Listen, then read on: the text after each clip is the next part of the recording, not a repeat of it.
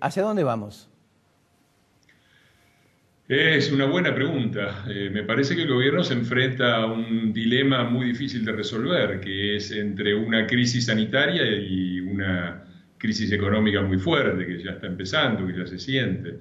Y eso es porque aplicaron, es decir, está bien, la cuarentena fue una medida acertada y dio resultados sanitarios, pero todo lo demás estuvo mal. Es decir, no se prepararon las medidas económicas necesarias para asistir a la población en una situación tan difícil. Y además la cuarentena es como una quimioterapia. Vos sabés que es una droga muy fuerte, que mata al bicho, pero puede matar al paciente, y por lo tanto la tenés que aplicar con prudencia, en el momento justo. Habría que haber tenido testeos para saber cuándo entrar, habría que tener testeos ahora para saber si es tiempo o no de salir, y quiénes pueden salir y quiénes no. Todo eso no se hizo, se trabajó con una absoluta improvisación, con un ministro de salud que lo único que hacía era gritar que salud era ministerio, pero después decía que la pandemia no iba a llegar a la Argentina, y hoy estamos un poco pasando esas consecuencias con una situación económica muy difícil y una situación sanitaria que todavía está muy lejos de ser controlada. Ha sido una implosión mundial y esa implosión mundial genera también agentes económicos que van a ser muy difíciles de superar por distintos países del mundo y Argentina está incluida en eso. ¿Qué pasa si, por ejemplo, porque la agarra Argentina pandemia junto con el problema del arreglo de la deuda? ¿Qué pasa si no se arregla la deuda? Y sería irresponsable por parte del gobierno de meternos en el default. La verdad es que no hay ninguna razón, hay muchísimas maneras de negociar de manera distinta. Nosotros hemos sido una oposición responsable, hemos votado en el Congreso el apoyo a la gestión del ministro, a pesar de que en esa misma sesión nos insultaron con las habituales mentiras con respecto a la gestión anterior, y sin embargo lo hemos apoyado, pero hoy vemos una gestión de la cuarentena por un lado y de la deuda por el otro, que son muy malas, que probablemente aumentan el riesgo de que entremos en default, y eso sería realmente liquidar las expectativas de salida, ¿no? Porque ahora el gobierno tiene una jugada muy fácil, que es todo el problema de la cuarentena. Bueno, la verdad que no, cuando uno compara un poquitito, no hay mucho, no hace falta ir a Suecia y a Noruega y hacer papelones. Basta comparar con Uruguay, porque si ellos dicen que el problema está localizado en la provincia de Buenos Aires y en la capital federal, lo más parecido que hay geográficamente a eso es Uruguay. Uruguay en este momento no aplicó una cuarentena tan estricta, tiene menos muertos por millón de habitantes de lo que tenemos nosotros, y después vamos a comparar la salida de la cuarentena y la situación, y el daño económico que este gobierno está haciendo y el que puede llegar a ser si entramos en default, con la salida que van a tener otros países como Uruguay. Entrar al default sería un desastre porque no es solamente un problema del Estado, es que todas las empresas privadas que van a necesitar financiarse para volver a invertir y para volver a mover la economía van a estar seriamente dañadas, no va a haber inversión, entraríamos en una situación de una crisis y una recesión muy prolongada, y sería una irresponsabilidad del gobierno, porque es falso lo que dicen con respecto a la deuda, que la deuda no se puede pagar. La deuda, por supuesto que no se puede pagar, ningún país puede pagar el total de la deuda, pero lo que hay que pagar este año se puede renegociar en condiciones razonables y se hace una oferta razonable. El gobierno no parece entender eso y no parece entender los riesgos que estamos corriendo.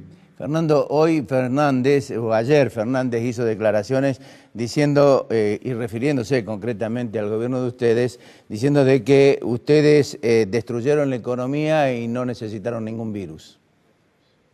Sí, eso forma parte de la paradoja de este gobierno, que mientras llama a la unidad nacional, en el mismo mensaje en el cual pide la unidad nacional para enfrentar la pandemia, dice estas barbaridades. La verdad, el día antes de las PASO, para ir al tema de la deuda, ¿no? Porque ese es el punto doliente en el cual, porque si vamos al déficit fiscal, recibimos déficit, dejamos un déficit 10 veces menor.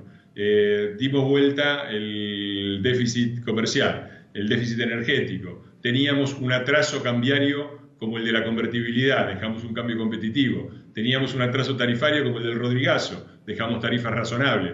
Es decir, el único punto que tienen ellos es el de la deuda. Veamos el de la deuda, que es fácil de ver. Primero, ellos nos dejaron en default. Desde el 2001 hasta que nosotros lo levantamos en el 2016, hubo 15 años de default con ellos.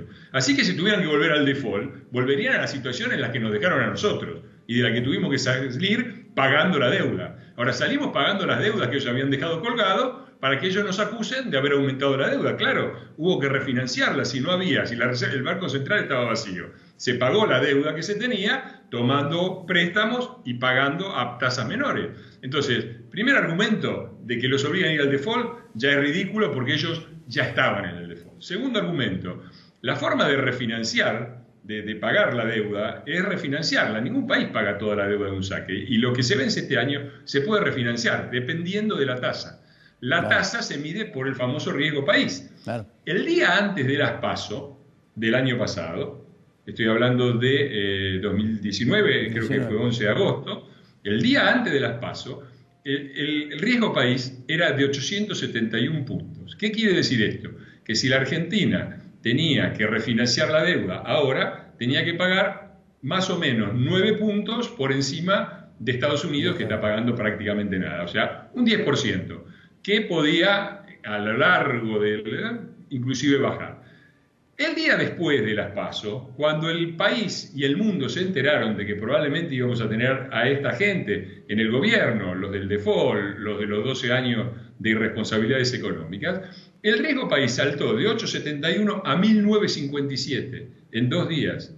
Y después se fue arriba de los 3.000 y llegó a estar en 4.000, ¿no? Y todo esto antes, por lo menos, esta duplicación del riesgo país, que hace impagable. Claro que no se puede pagar, si tenés que pagar 20% de intereses para refinanciar lo que tenés ahora, pero 20% de intereses fueron ellos. En 2 días subió de 8,71 a 1.957. Claro. Entonces, la deuda es impagable porque gobiernan los que hicieron el default cantando el himno en el 2001, el paga Dios de la Baña en el 2005, la ley Cerrojo en el 2006, el de los fondos buitres y no pagarles después, los que hicieron la especificación asimétrica, que le sacó los ahorros no a los fondos buitres, sino a los argentinos.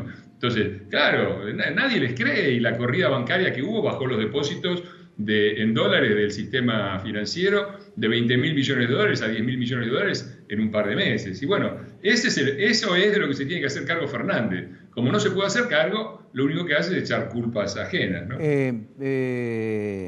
Los superpoderes a Cafiero, ¿qué te hace recordar? ¿El regreso de Aníbal Fernández? Y es una vergüenza, es una vergüenza. Es una vergüenza también la declaración que antecede a esto, que también es del presidente, que nos dice, está la oposición que gobierna y la oposición por Twitter. A ver, yo soy diputado nacional, no puedo ir a sesionar porque Massa primero cerró la Cámara y ahora armó un Massa Paluzza con un sistema informático que no funciona. El Congreso, además, con esto cada vez tiene menos funciones, porque para empezar tendríamos que tener un presupuesto, el presupuesto de este año, no lo mandaron. Y además, con lo que están administrando, los límites que le puede poner el Congreso, con este decreto de Cafiero, directamente lo cortan. Mientras me sacan todas las posibilidades de actuar como diputado nacional en el Congreso para lo que tenga un mandato político democrático, el mismo presidente que hace esto dice que hacemos política por Twitter. Pero nos están tomando el pelo. Lo de Cafiero es gravísimo. Es un nuevo recorte a las atribuciones del Congreso y es un nuevo paso al gobierno de un solo poder. Tienen cerrada la justicia y tienen cerrado el Congreso.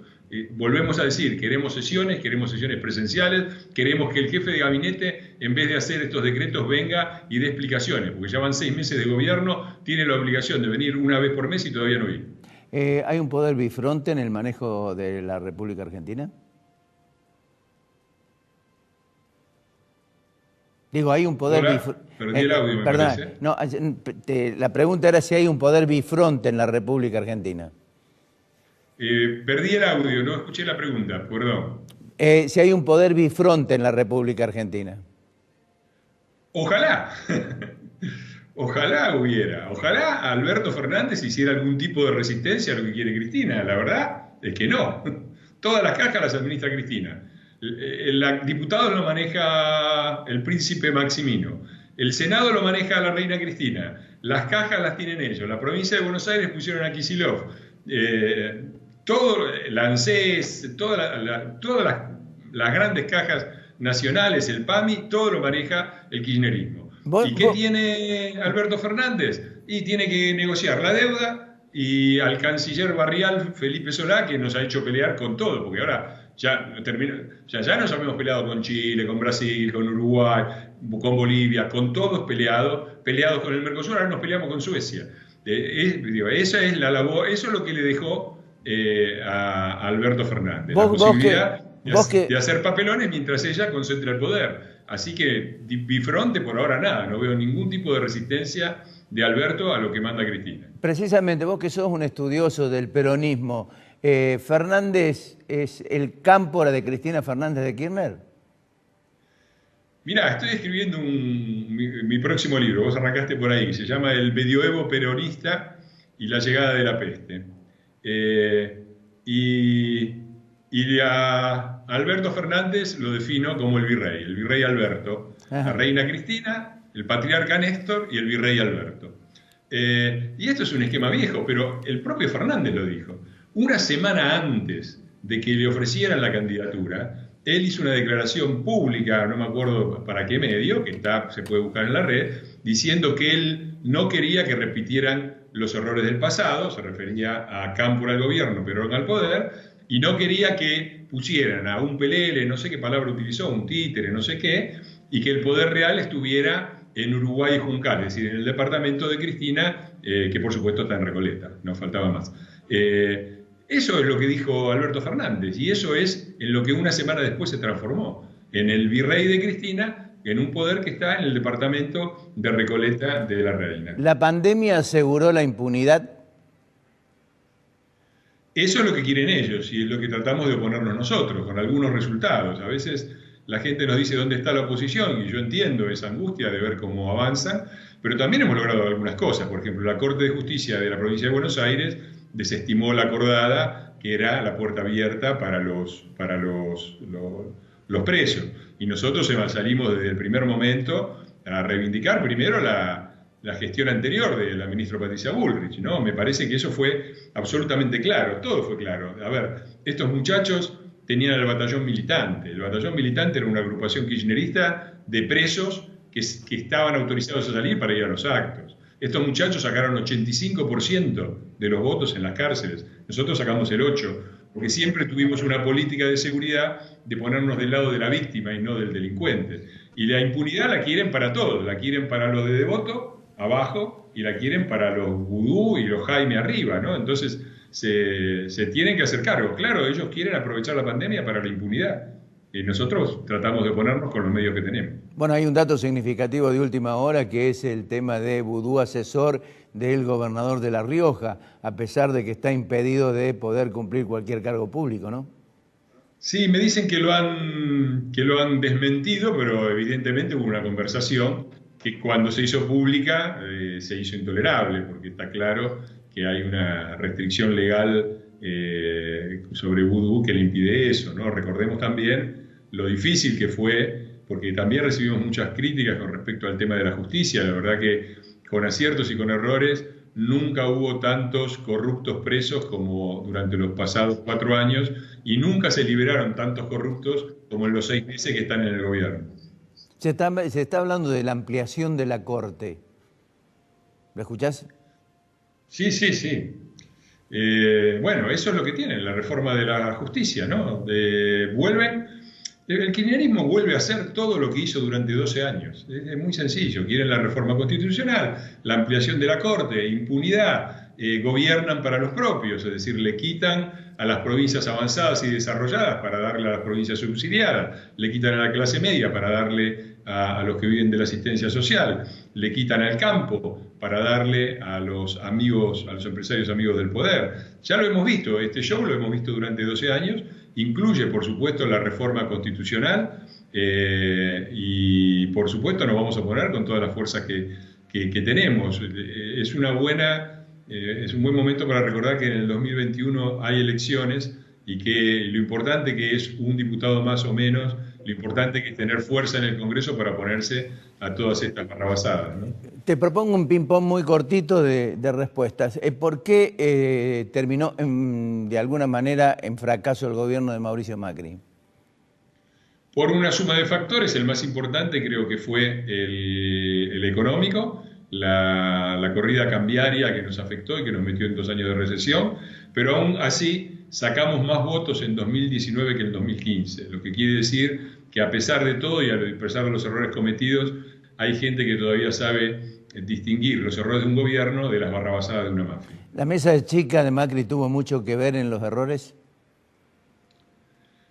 Bueno, siempre hay una mesa chica, ¿no? Siempre uno tiene un grupo de consejeros. Sí, yo creo que el propio Macri, a quien siempre se le pide autocrítica, es el único presidente que yo conozco que hizo autocrítica, que públicamente dijo: en esto nos equivocamos, esto lo estamos haciendo mal, vamos a dar un paso atrás. No he visto pedir perdón por los errores a ningún presidente de la democracia, a ninguno, incluyo hasta los que admiro, como Alfonsín. Nadie nunca pide perdón. Nosotros hemos hecho autocrítica, la seguimos haciendo y nos preparamos para tratar de ser una alternativa de poder que tome nota de los errores que cometimos y no vuelva a cometerlos, claro. ¿Cuál es el futuro de Cambiemos? El futuro de Cambiemos es, primero que nada, la unidad de la oposición. La unidad de la oposición es fundamental para evitar estos atropellos.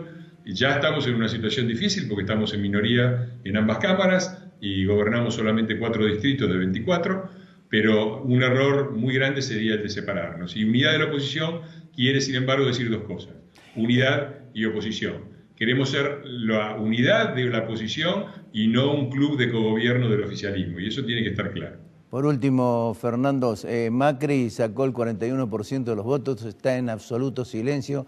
Lo representan muchos de ustedes que salen a combatir concretamente las decisiones del gobierno nacional. ¿Dónde está Macri? ¿Por qué no habla? Mira, un año atrás, me permito para volver a Alberto Fernández, teníamos una situación económica difícil, muy agravada por el resultado de las PASO, y el señor Alberto Fernández, presidente de la Nación, salía de las reuniones con el FMI mintiendo, diciendo que el FMI decía que había vacío de poder, que había que adelantar las elecciones, mientras Brancatelli y todos los que manejan ellos le decían a la gente: corran, vayan, saquen la plata de los bancos porque se viene el corralito.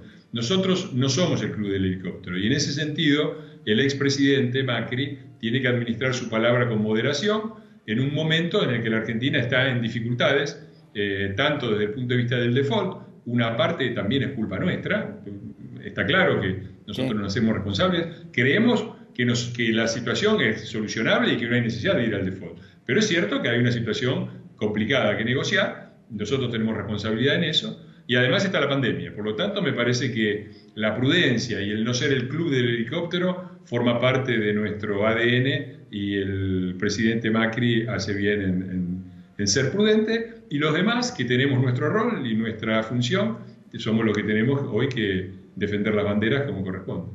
Fernando, te agradezco mucho, muy amable por la gentileza que has tenido. Saludos. Chao, saludos y buen éxito con el libro.